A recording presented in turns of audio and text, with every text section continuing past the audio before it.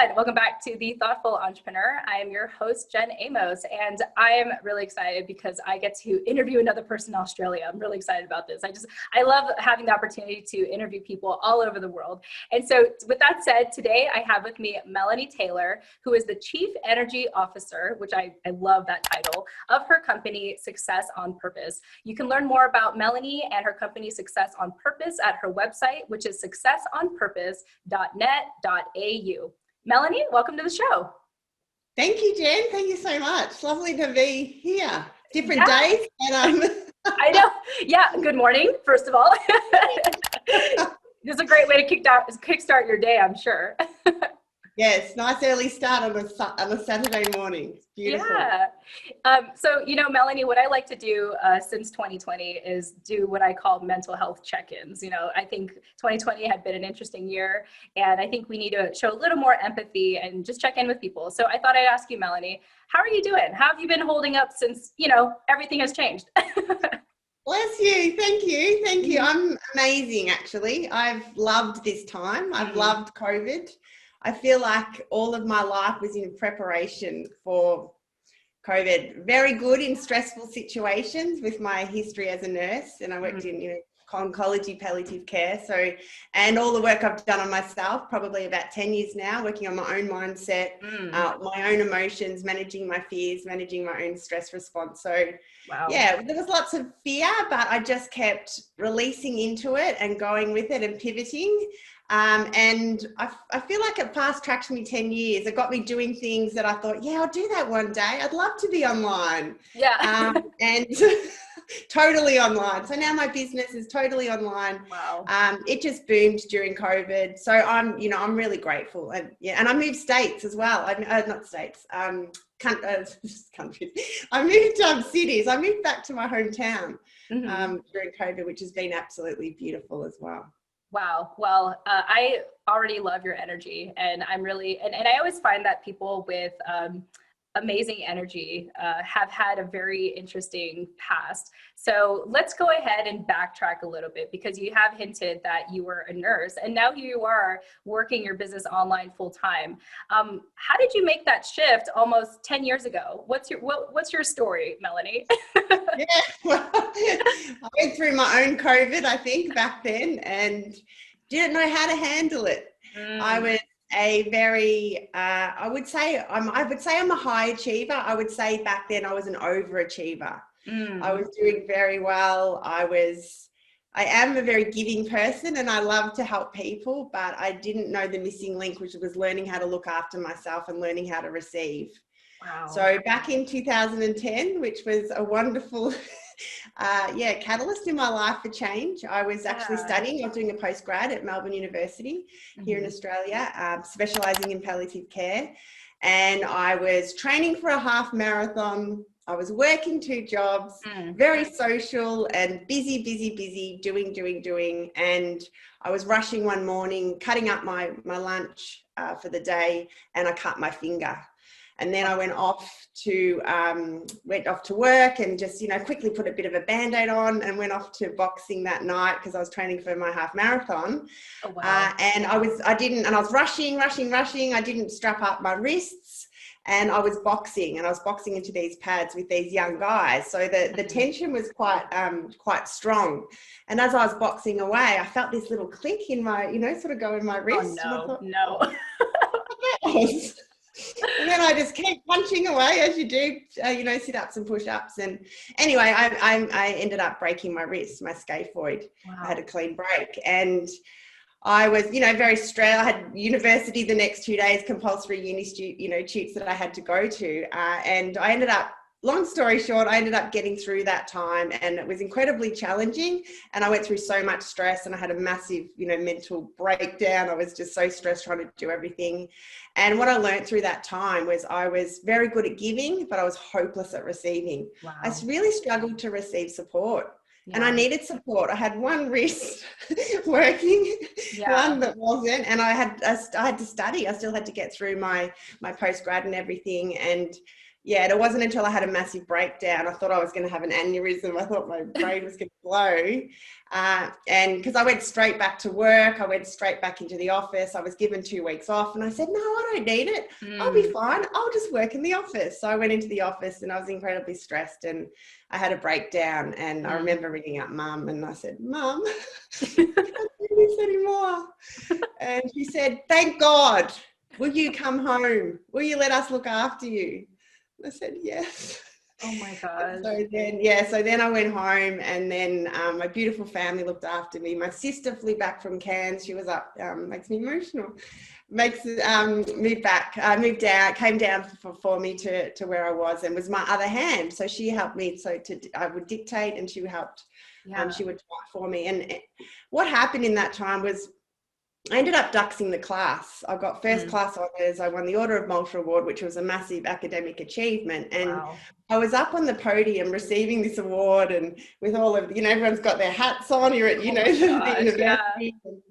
And then I was sitting there looking at everyone and I thought, gee, this is a big deal, I think, and then just a little.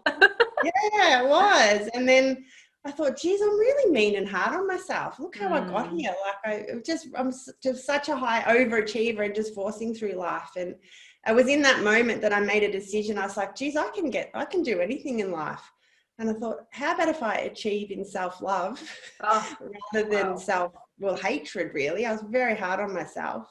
Yeah. And then, that was like the pivotal moment. And I suppose you sort of put it out there, don't you? And I put something out to the universe and the universe heard me. And then I met my first mentor. I was over in Nepal at the end of that year, doing some education with palliative care nurses over there, teaching Nepalese about palliative care. And I spent 2 weeks in a room with one of my dear colleagues. And she spoke about this mentor that she'd been seeing. And she said how she had limiting beliefs. I'm not good enough. I'm not worthy. I said, oh my God. I said, I've got every one of those, limiting beliefs. And so when I got back, I started working with this mentor and just really changed my life, allowed me to shift these limiting beliefs or these fears that I had. And then that's what set me on this journey, because I knew I wasn't happy. I had a lot of anxiety and depression, but I did love my job. I did love nursing. I found it a very profound honour, actually, to support people who are dying in their homes. Yeah. But then as I shifted my mindset and things started to open up, and I was like, do you know what? I learned from my palliative care patients, life is very short. And I thought, you know what, really, I'm living my life. I'm existing. I'm not really like living it to the fullest. And then, things started to open up. I started to take leaps of faith. And then I went to my first business group and I thought, and then that's when everything opened up. I started to, and now, it's incredible now. Yeah. So life has done quite a few 360s, and I'm very grateful for where I am now and the challenges I've had in life, because you need them. Because when being an entrepreneur, there's no part of it really. It's enjoyable, but there's a lot of it that's not easy. It's very challenging. Yeah. But you've got those past challenges that you can tap into and you go, wow, I got through that in life. So, I can do this. Yeah. To become your own cheerleader. Yeah. Well, Melonie, thank you so much for, sharing your story very thoroughly. I want to touch upon what you were talking about in regards to self-love. And I was paying attention, you got a little emotional, when your mom said, oh, thank God, yes, come home, let us take care of you. And you tell me, if anyone ever tried to give me support or even give me a compliment, I would always sort of deflect it. And I think deep down for me, it was because I didn't love myself. And so is that part of the reason why it was so difficult for you to receive help until, of course, you absolutely had no choice but to ask for it? Yeah, well, I programmed myself at a very early age that I will look after everybody else. So I had a few other challenges, of course, when I was younger as a child, and I took on these are the work that I do is some inner child roles. Yeah. So I was very much the nurse in our family and I was the parent in our family. So I became the parent of my parents and my family and the nurse at a very young age. I made that decision that I'm going to sort this out. And so I became fiercely independent, and then I took on a limiting belief, then I'm not worthy of love, which Yeah. really served me, because then I could look after everyone else. And so that was my normal, was just looking after everybody else. So then when the time came that I had to be looked after, I didn't know how to do it. I was like, well, how do you do this? How do you receive love? How do you receive support? That's what I do for everyone else. I look after everyone. How do I, so there was a lot of fear there for me, because my brain was so programmed that it's safe to look after people. It's not safe to be looked after. Yeah.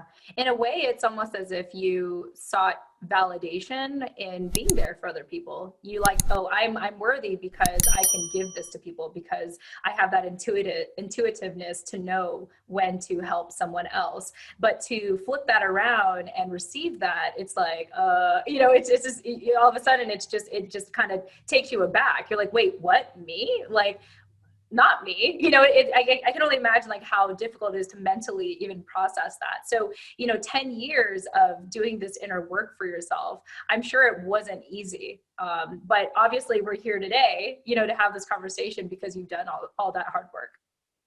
Yeah, it wasn't easy. I think things got worse before they got better, because all of those suppressed and repressed emotions actually came to the surface. And what you do is then you create chaos in your life. And chaos is actually a good thing, because then you can look at what's going on. It's like the Wizard of Oz. It's like Dorothy and the Wizard of Oz, the tornado, that's, an analogy for our life.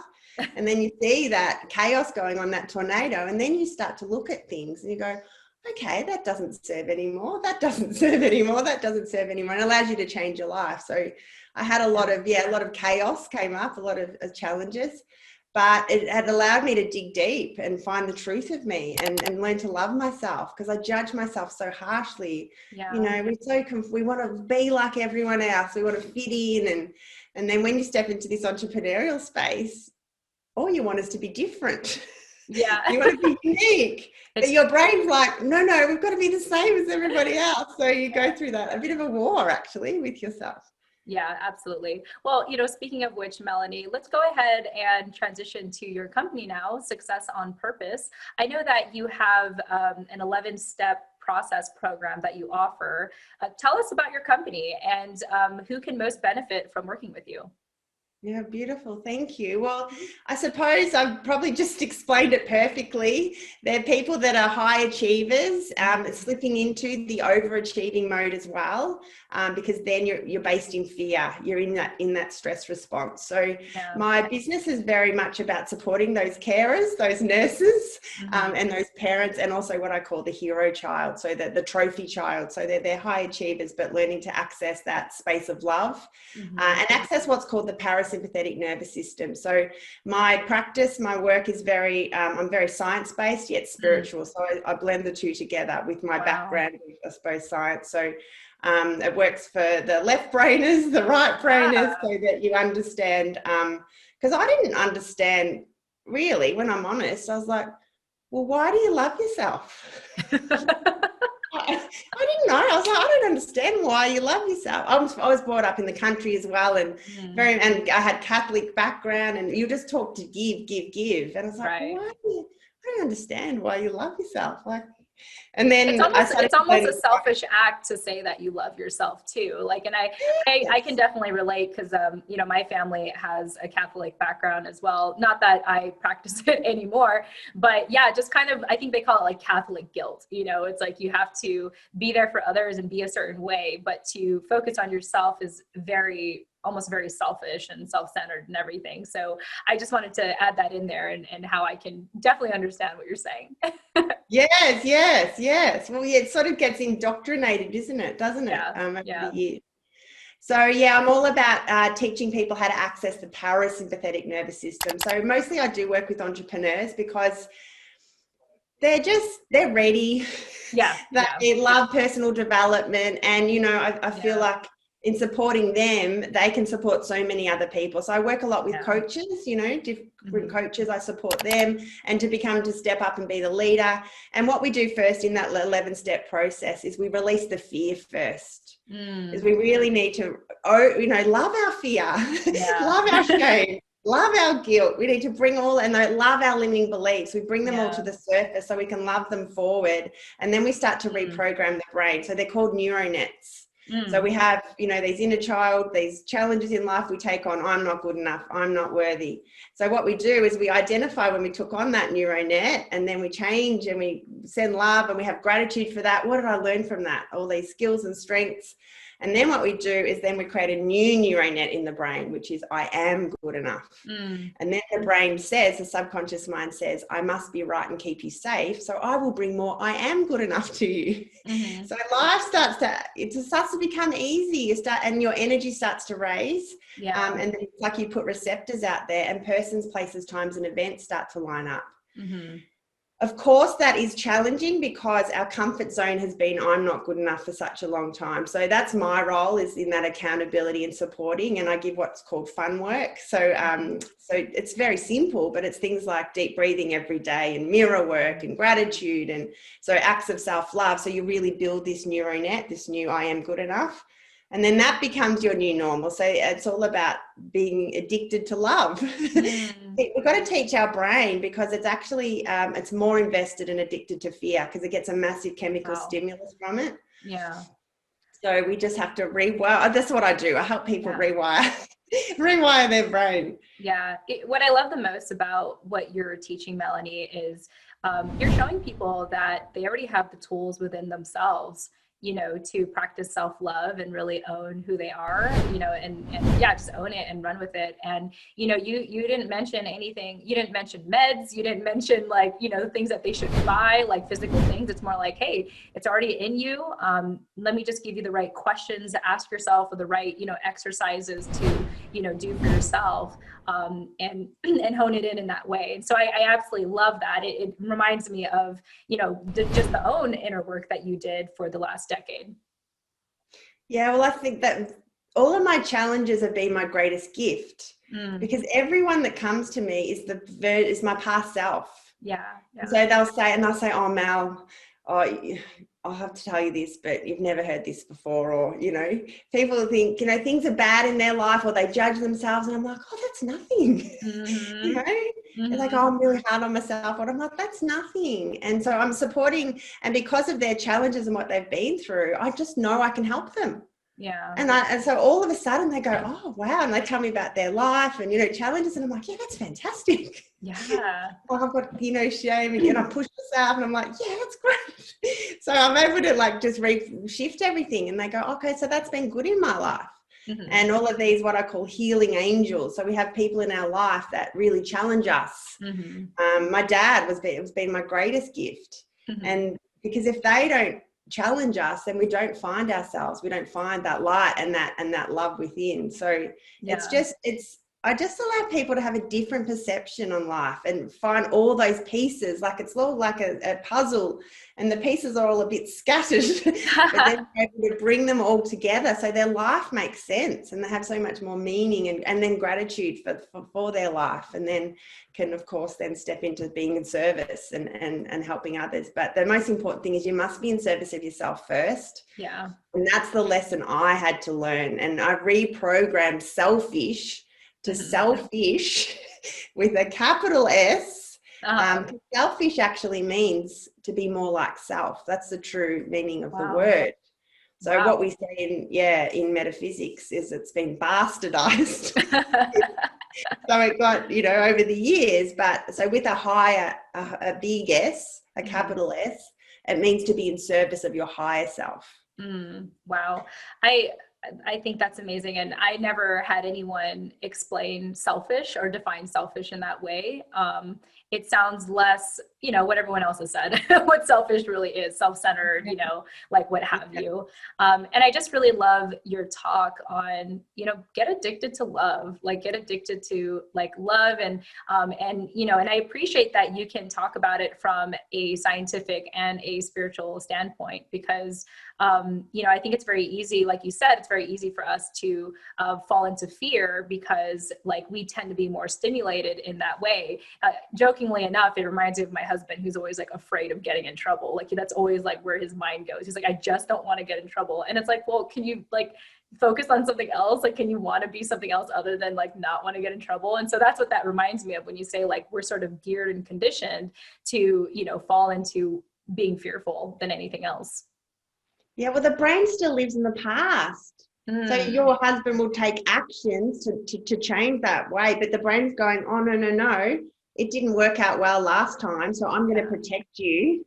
Yeah. So, yeah, that's how it works. So that's why we have to go back and just clean that up so that then it feels safe, because otherwise the brain says, no, it's not safe. You will get into trouble. Didn't work out well last time. Right. So it's always in protection of us. It's actually loving us. Wow. So it's just understanding what it's all about, so that then we can allow it to work for us. Absolutely. That's incredible, Melanie. It's another way to sort of reframe like how you look at your fear, or how you look at past is like, oh, that's just your brain trying to protect you and remind you what you went through. Because, you know, by human nature, like our human being body wants us to survive. And so part of that is maybe putting a little self-doubt in our head and saying, maybe you shouldn't do that because remember A, B, and C. But again, I absolutely love that, Melanie. Just so I want to make sure that I have covered all my bases before we wrap up, but is there anything else that you want our listeners to know about Success on Purpose? Well, yeah, it's just all about, so my why is to prevent and cure disease. Underneath everything else is prevent, because had I not broken my wrist, I don't think I'd be here today, because I feel like I would have got cancer or something, because my body was really stressed. So Success on Purpose is all about identifying what success means to you. Because we're so programmed, it's about, I don't know, having a big booming business or more money or more properties or all that sort of stuff. But when you're really in touch with what success means to you, then you cannot not be successful. So success for me is love, is self-love and joy. That's what gets me out of bed every morning, and that's why I feel so much energy, you know, and that's why I'm the Chief Energy Officer, because I have so much joy that comes from within. And so when you know, and I was told actually very early on that you can't make money from your passion. And I'm totally the opposite of that. I have I've got a very successful business, and it's just me showing up every day, just doing what I do, being who I am and loving what I am. So that's what Success on Purpose is all about, and knowing you can change your reality. Nothing is fixed. I was taught that your brain, that's it. You know, I came from very Western medicine, but no, it's not true. You can change your brain, you can change your life, you can change your reality. And if you've got dreams sitting on your heart, they're there for a reason, because you can have them. Melanie, you're so inspiring. Like, you just make me want to get up and do something. So, and one more thing before we wrap up, and this is really more so for our listeners who want to gain more skills or inspiration in running their business. So you have been working your business full time for the last 3 years. So congratulations, first and foremost, for that. What is your secret? What is the secret to having a full-time business for the last 3 years that you want to share with our listeners? Yeah, well, the secret is learning to do it for me. And that's something that I'm always, because we go so much into, I just want to help the world, but you've just got to help yourself. And so my success comes from honoring myself more, filling myself up more. So getting up at 5 a.m. this morning was no big deal, because I do that every day. But I have a 2.5 hour ritual in the morning of filling myself up. So getting into that parasympathetic nervous system, and then things at the end of the day, and then things throughout the day. So I'm constantly just rejuvenating myself. So it's redefining what that selfish is, because we tend to, when I connect with, you know, entrepreneurs all the time and get them to identify what their why is, so that they have that inspiration come from within. But mostly it starts off, it's always about everybody else. And I say, we've got to move it to you, because if you make it about everybody else, you actually outsource your power. And when it's about you, it gives you this, it allows you to connect with that deeper, you know, higher self, so that then you have energy, then everything starts to flow. And then you're really on purpose in that space. Wow. Well, I think, Melonie, this is a beautiful way to wrap up our conversation today. Thank you so much for being here and just spreading some love on our show, some love, wisdom, and science and spirituality and just everything we talked about today. It's been an absolute pleasure to speak with you. Thank you, Jen. Thank you. I'm so grateful, and lots of love to everyone and all the listeners. And yeah, I'm giving them permission to receive, permission to start to learn to put themselves first and know how that will make a massive impact, ripple effect on their family, their friends, and certainly the whole world. Oh, beautiful. Well, once again, to our listeners, this is Melonie Taylor. She is the Chief Energy Officer at Success on Purpose. You can learn more about her and her company at successonpurpose.net.au. With that said, thank you all so much for joining us, and we will chat with you in the next episode. Tune in next time.